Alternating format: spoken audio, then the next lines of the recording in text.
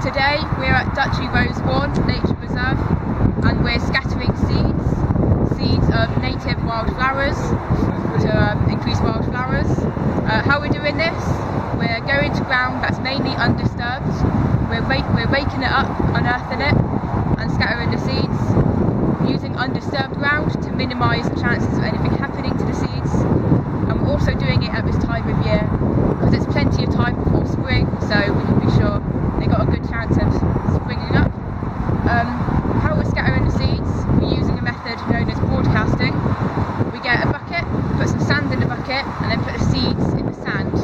We mix it up and that way we can scatter the seeds a lot more easier, like sort of scattering it out like this, rather than having to just sprinkle it out, which would be a lot more time consuming.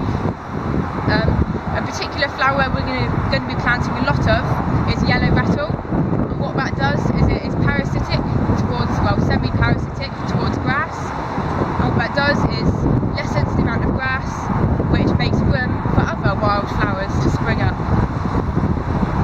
There's not really many environmental considerations we need to do, because it's a relatively benign thing we're doing, although we are making sure that the sand is non-toxic, so we're not actually, leaching out anything bad into the environment.